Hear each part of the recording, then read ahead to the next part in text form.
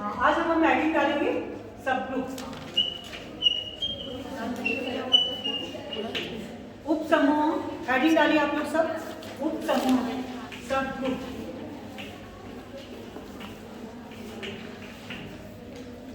देखिए उप समूह जैसे अपन जानते हैं ना कि समूह उप सब ग्रुप मतलब ग्रुप में से ही आया हुआ है, ठीक है। तो सबसे पहली कंडीशन, H को हम G का सब ग्रुप कहेंगे, H इज ए सब ग्रुप ऑफ G, H को G का उप समूह कहेंगे। पहली condition, H is a non empty. H क्या होना चाहिए? अरिक्त। H is a first. Second, H is a subset of G। H के जो एलिमेंट्स हैं वो G के इक्वल या G के अंदर से आएंगे, बाहर से नहीं आएंगे। H is a subset of G। इन दोनों को मिला के बोल सकती हूँ कि H is a non empty subset of G। क्या बोल सकती हूँ? H is a non empty subset of G।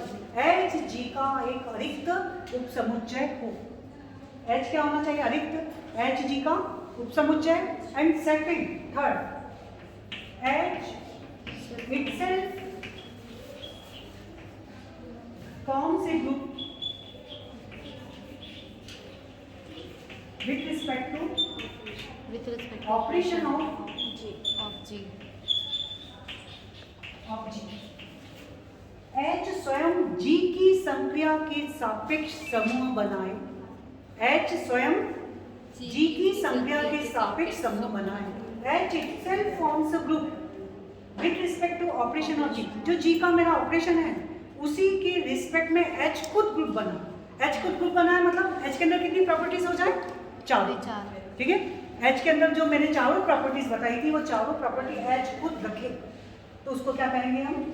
H G का सब ग्रुप होगा। पहली condition, H is a subset of and H itself forms a group with respect to operation of G। G की अगर ऑपरेशन यानी group का, क्योंकि group अगर बोला है तो ग्रुप में आपको सेट दिया रहेगा और ऑपरेशन, ठीक है। तो सेट और ऑपरेशन आपके पास में, तो जो ग्रुप का ऑपरेशन है वही H का ऑपरेशन होगा, वही H की संक्रिया होगी, ठीक है। अब हम इसका एग्जांपल दे रही हूँ मैं। देखिए मैंने G लिया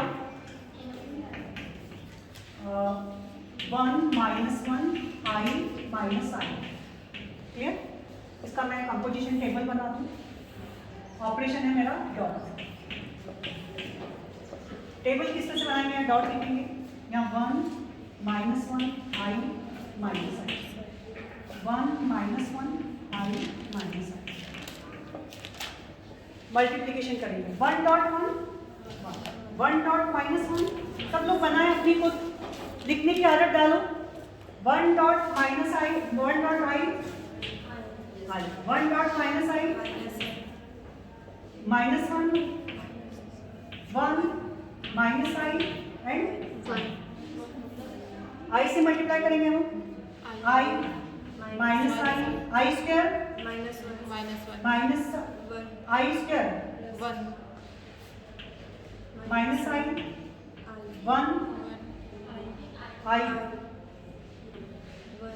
1 और यहाँ माइनस। टेबल सबको क्लियर? नहीं आए तो यहाँ देखिए, ये आपने एलिमेंट्स डाले मैंने G, यहाँ ऑपरेशन कौन सा है? डॉट। इसके इस साइड में हॉरिजॉन्टल भी और वर्टिकल भी मैंने एलिमेंट्स लिखे। अब मल्टीप्लिकेशन करिए 1 dot 1 1 dot -1 1 dot I 1 dot -I। अब ये आ गया। अब इसको लेके चलो -1 × 1 -1 × -1 -1 × I -1 × -I। इस तरह से मैंने टेबल बनाई है। तो आपस इसको कर लिया है तो इसका ये डायगोनली मल्टीप्लिकेशन, ये डॉट लगा है, ठीक है। अब यहाँ देखो कंपोजिशन जो टेबल है ये हमने बना लिया। हम इसका एग्जाम्पल, ये ग्रुप का ये आता है डिफाइंड ग्रुप, समूह की परिभाषा उदाहरण सहित दीजिए, ठीक है। डिफाइंड ग्रुप विथ एग्जाम्पल, मैं टेस्ट में भी किया था सीसी में। तो ये इसका एक एग्जाम्पल हो गया ग्रुप का। अभी कंपोजिशन टेबल, ये मेरी इसको बोलते हैं हिंदी में संयोजन तालिका। संयोजन तालिका जो है कंपोजिशन टेबल, इसके अंदर के सब एलिमेंट्स कहाँ के, किसमें है? सब किसमें बिलोंग्स करते हैं? तो क्लोजर प्रॉपर्टी क्या कहती है कि जो नए एलिमेंट्स मेरे बन रहे हैं वो सब किसमें आने चाहिए? उसी सेट में आने चाहिए। आ रहे हैं इसमें से, ठीक है। तो हम कैसे लिखेंगे अब इसको? इसको हम किस तरह से लिखेंगे?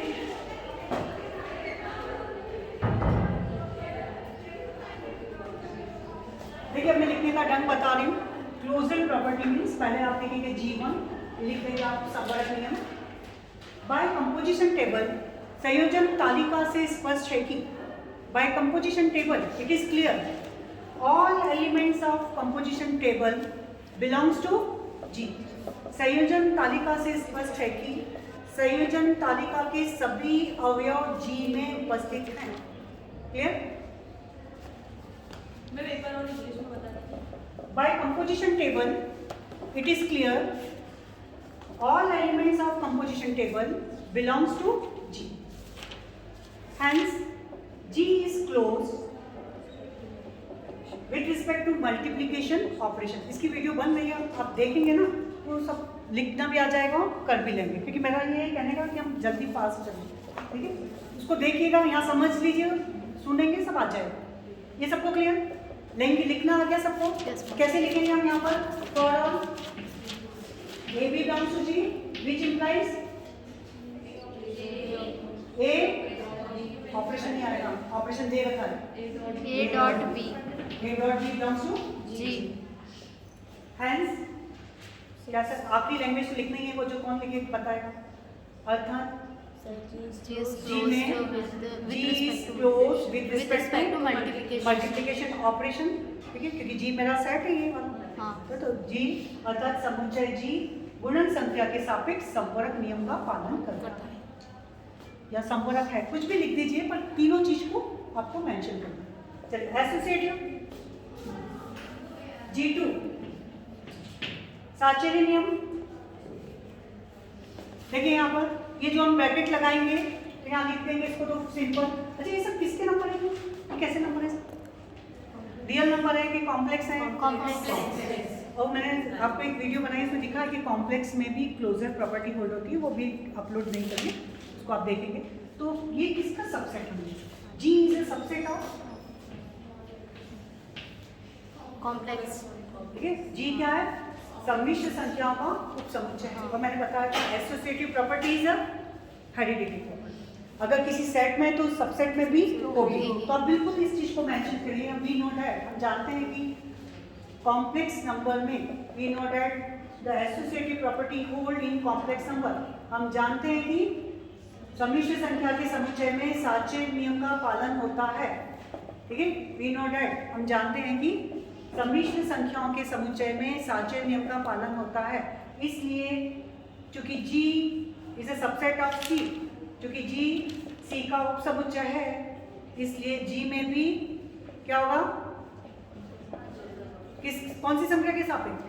गुणन संख्या के सापेक्ष साचर्य नियम का पालन होगा।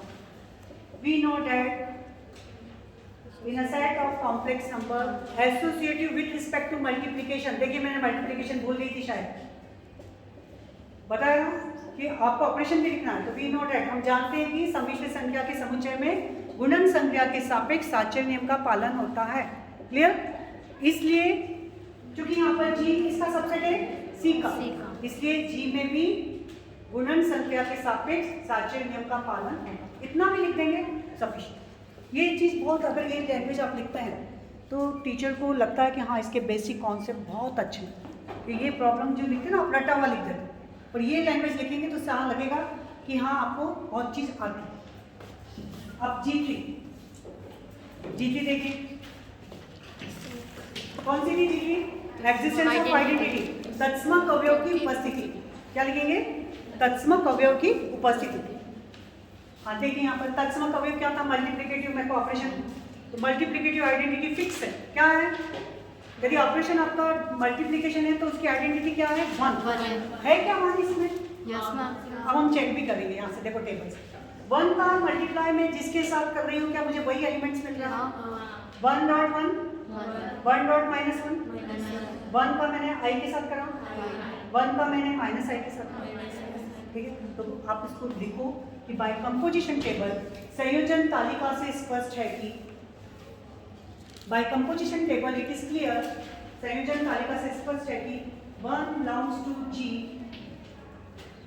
सच दैट 1 बिलोंग्स टू जी इस प्रकार है कि by composition table it is clear 1 belongs to G such that, क्या लिखा आपने? 1 belongs to G such that, हाँ क्या लिखेंगे बताइए? A operation A multiplication A dot 1 equal to for A belongs to G के जितने भी एलिमेंट्स हैं, ए कौन है? अब ए कौन, ए की जगह कौन कौन आएंगे, कौन बताएगा? 1 माइनस 1 आई ठीक है, for all A belongs to G, तो जी में कितने एलिमेंट्स हैं? 4, चारों को रख लीजिए, 1 का मल्टीप्लाई करिए वही आएगा। तो ए समझ में आया मैं क्या? तो ए किसको बोल रही थी? ए मीन्स उसके एलिमेंट्स को रिप्रेजेंट करना, कोई सा भी एलिमेंट्स है। तो क्लियर? आखिरी लाइन कौन लिखेगा बताएगा? आखिरी लाइन किस तरह से लिखना है? आपका उसमें ऑपरेशन भी आ जाना चाहिए, आपका सेट भी आना चाहिए और लॉ भी आना चाहिए। क्या लिखेंगे हम? इन अ सेट ऑफ जी, क्योंकि अब जी मेरे को ऐसा नहीं पता क्या है, तो in a set of G identity existence या 1 बिलोंग्स टू जी, इस तरह से लिख लीजिए। मल्टीप्लिकेटिव आइडेंटिटी 1 बिलोंग्स टू जी, जी में गुणन संक्रिया के सापेक्ष तत्समक अवयव 1 उपस्थित है। जी में गुणन संक्रिया के सापेक्ष गुणन तत्समक 1 उपस्थित है। In a set of G multiplicative identity 1 belongs to G. Multiplicative identity आपने बोल दिया तो उसमें ऑपरेशन भी आ गया है आइडेंटिटी, पर आप लिखेंगे मल्टीप्लिकेटिव आइडेंटिटी 1 बिलोंग्स टू जी, ये क्लियर कर दें। हाँ, लास्ट में कौन सा था? जी को। अच्छा ये सब लिखेंगे, आपका एक पेज भर जाएगा ना, आ जाएगा ना, लिखने का तरीका आ गया ना, ये यहाँ समझ रहे हैं लिखना है, क्योंकि लिखने की कोरोना में अपनी आदत छूट चुकी है ना। रट के लिखोगे तो आप एक लाइन की लिखोगे, दूसरी भूल जाओगे। आपको आखिर में क्या लिखना? तीनों चीज को कंबाइन करना है। क्या? Set, operation and law. ठीक है, चलिए टेबल देखिए। इनवर्स कैसे निकालते? जिस जहां जहां 1 आ रहा है पहले तुम आप गोले बना लीजिए।